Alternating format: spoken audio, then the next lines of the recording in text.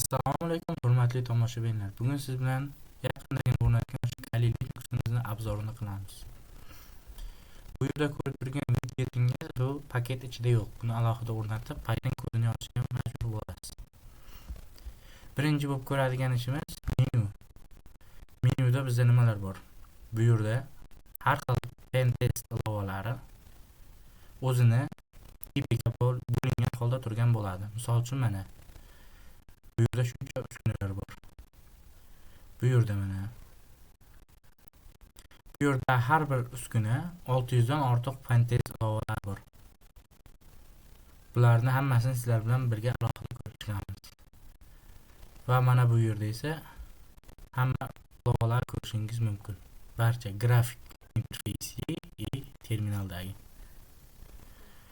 User applications bo'limida sistem applicationlari bor.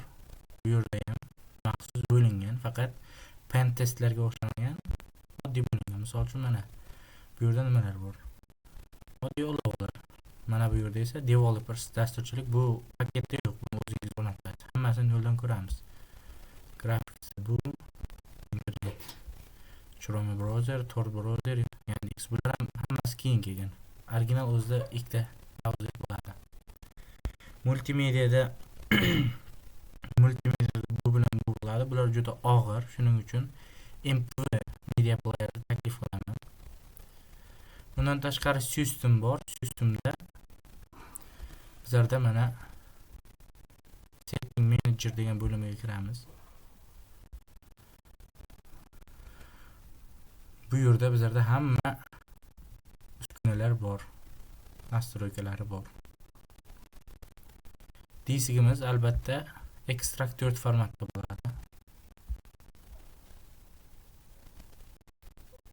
Bundan tashqari mana bu yerda bizlarda mana Preferences degan bo'limda bizlar ikonkalar turadi. Aslida original holat mana bu holat bo'ladi. Men prosta Windows nikiga o'tkazib qo'yganman. Например, вот mana shu original holati shu bo'ladi mana. Ko'rinishlari mana bo'ladi. Mana. Ammo men Windows ga o'tkazib qo'yganman. Shu chiroyliroq, yangiroq bo'lib ko'rinsin degan ma'noda. Endi managa o'tadigan, maqsadga o'tadigan bo'lsak, bu yerda root terminal va oddiy terminal bor. Root terminal bu yaqinda o'tamiz sudo, ya'ni sudo. Super foydalanuvchi degan rejim. Shu bilan bizning obzorimiz tamom. Sog' bo'lasiz, salomat bo'lasiz.